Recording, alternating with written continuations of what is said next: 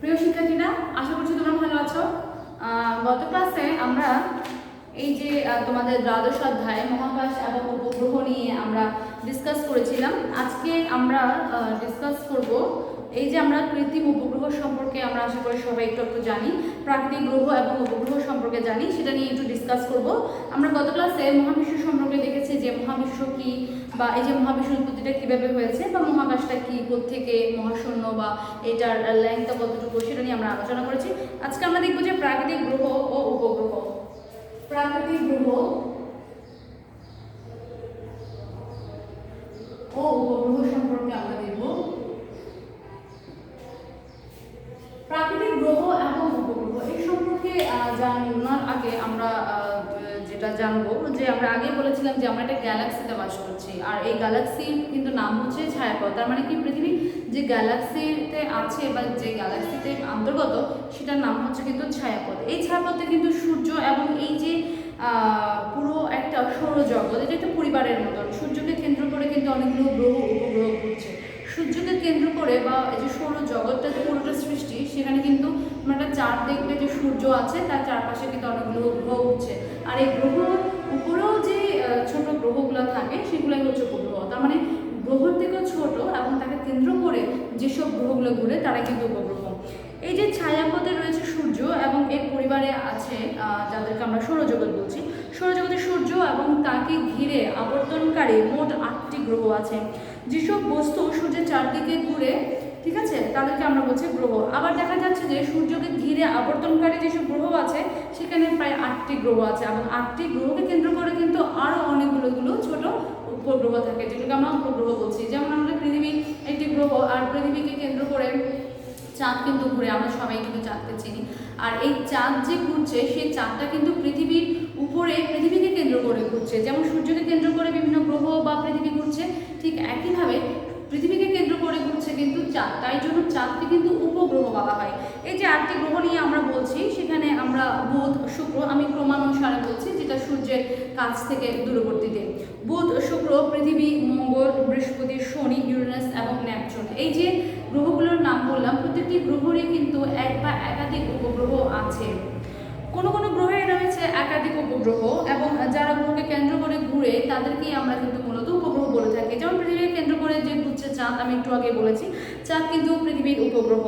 সুতরাং পৃথিবী যে সূর্যের একটি গ্রহ, সেটা আমরা যেমন দেখতে পাই, একইভাবে চাঁদ কিন্তু পৃথিবীর উপগ্রহ, সেটাও আমরা জানতে পারলাম। এবার আমরা দেখব যে গ্রহ উপগ্রহ যে তাদের গতি, সেটা কীরকম হতে পারে। জ্যোতিষবিজ্ঞানীরা ধারণা করছেন যে গ্রহের জন্মের সময় এক একটি নক্ষত্রকে ঘিরে অনেকগুলো মহাজাগতিক মেঘ ছিল।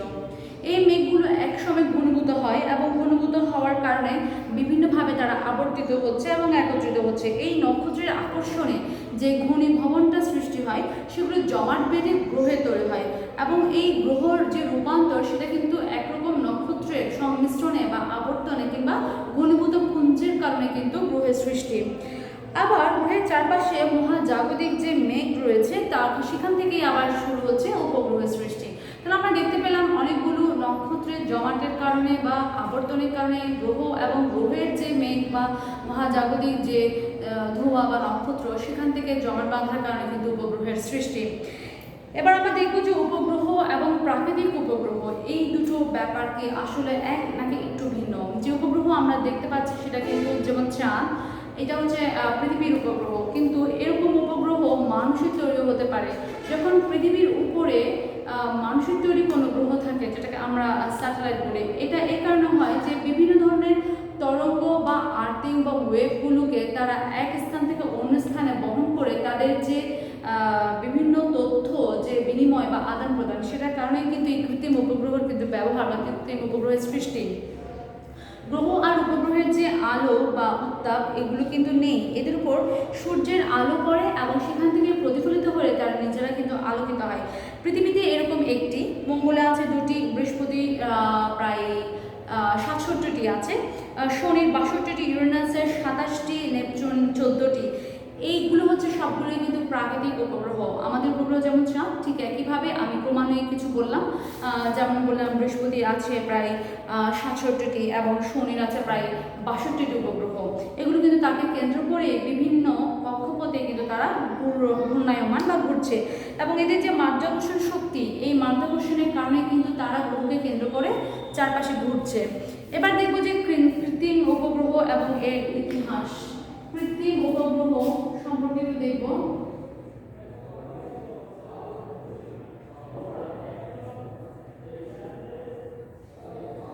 এর অর্থ হচ্ছে কৃত্রিম উপগ্রহ কি এবং কিভাবে তৈরি হয় এবং কিভাবে তৈরি হয়েছিল। মানুষের পাঠানো যেসব বস্তু বা মহাকাশযান পৃথিবীকে কেন্দ্র করে ঘুরছে সেটা কিন্তু কৃত্রিম উপগ্রহ। আর এই কৃত্রিম উপগ্রহ অনেকটা রকেটের সাহায্যে কিন্তু উৎক্ষেপণ করা হয় এবং সেখানে সেট করা হয়। পৃথিবীর মাধ্যাকর্ষণের কারণেই যেমন চাঁদের মতো বিভিন্ন উপগ্রহ গ্রহকে কেন্দ্র করে ঘুরে, ঠিক একইভাবে এই রকেটের সাহায্যে একটা নির্দিষ্ট মাধ্যাকর্ষণের মাধ্যমে কিন্তু এই কৃত্রিম উপগ্রহকে উৎক্ষেপণ করে সেই গ্রহের মধ্যে সেট করা হয়। কৃত্রিম উপগ্রহ চাঁদের তুলনায় অনেকটা ছোট এবং চাঁদের তুলনায় এদের অনেক নিচের দিক থেকেই কিন্তু তাদের পৃথিবীতে ঘূর্ণায়মানের কাজটা করতে হয়। নির্দিষ্ট কক্ষপথে ঘোরার জন্য এদের প্রয়োজনীয় কিছু দ্রুতি থাকে এবং এই কৃত্রিম উপগ্রহের উচ্চতা যত বেশি হবে তার দ্রুতি ততটা কম হবে, ফলে পৃথিবীতে প্রদক্ষিণ করতেও এদের অনেক বেশি সময় নেবে, তাই খুব কাছাকাছি থাকলে সুবিধে। পৃথিবীতে 24 ঘন্টার নিচে কক্ষের যখন নিজস্ব কক্ষের মধ্যে চারদিকে ঘূর্ণায়মান খায়। আমরা জানি যে পৃথিবী সূর্যের চারপাশে যখন ঘূর্ণায়মান থাকে তাদের 24টা ঘন্টা লাগে, এই জন্য আমাদের এই 24 ঘন্টাকে একদিন বলে। সুতরাং কোনো কৃত্রিম উপগ্রহ যদি 24 ঘন্টায় পৃথিবীর চারদিকে একবার ঘুরপাক খায়, তখন একে পৃথিবীর দিক থেকে যদি আমরা মনে করি সেটা স্থির বলে মনে হবে, কারণ তার সাথে সমন্বয়ে কিন্তু সে চলবে। কৃত্রিম উপগ্রহ এবং মহাকাশ যাত্রার যে ইতিহাস খুব একটা পুরনো নয়, মানে খুব কম সময়ে কৃত্রিম উপগ্রহগুলো সেট করা হয়েছিল, একেবারেই নতুন। মহাকাশযানের প্রথম যে পদক্ষেপ সেটার সূচনা হয়েছিল 1957 সালের 4 অক্টোবর। এগুলো তোমার মার্কিং করবে, এগুলো তোমাদের নৈতিকের জন্য কিন্তু প্রয়োজন। এই যাত্রার সূচনা থেকে প্রথমত ছিল সোভিয়েত ইউনিয়ন এবং তারা স্পুটনিক 1 নামক একটা কৃত্রিম উপগ্রহ মহাকাশে প্রথম উৎক্ষেপণ করেন। এই স্পুটনিক শব্দের অর্থ হচ্ছে ভ্রমণ সঙ্গী, তার মানে পৃথিবীর সঙ্গে সে একই মাত্রায় একই দ্রুতিতে কিন্তু ভ্রমণ যোগ্য হবে, যার কারণে সেটা স্থির মনে হবে একজন আরেকজনের সাপেক্ষে। একই বছরে 2 নভেম্বর স্পুটনিক 2 আরেকটি কৃত্রিম উপগ্রহ তারা মহাকাশে পাঠায়। প্রথম মার্কিন কৃত্রিম উপগ্রহের নাম ছিল এক্সপ্লোরার 1। এটাও তোমরা মাথায় সেট আপ করবে বা মনে রাখবে এবং তোমরা এটা মার্কিং করে পড়বে, তোমাদের নৈতিকে লাগবে এগুলো। এই উপগ্রহ 1958 সালে 2 ফেব্রুয়ারি মহাকাশে পাঠানো হয়। ভস্টক 1 নামক একটা সোভিয়েত কৃত্রিম উপগ্রহ মানুষকে নিয়ে প্রথম পৃথিবী প্রদক্ষিণ করেন। যে মানুষটি প্রথম মহাকাশে গিয়েছিলেন তার নাম হচ্ছে সোভিয়েত ইউনিয়নের ইউরি গ্যাগরিন।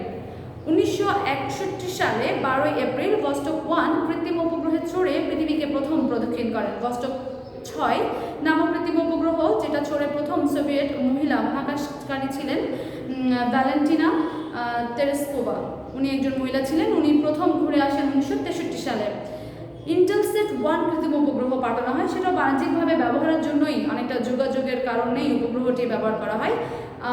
রিমোট সেন্সিং বা দূর অনুধাবনের জন্য পাঠানো প্রথম যে উপগ্রহ সেটা ছিল ল্যান্ডস্যাট 1। এটা পাঠানো হয়েছিল 1972 সালে।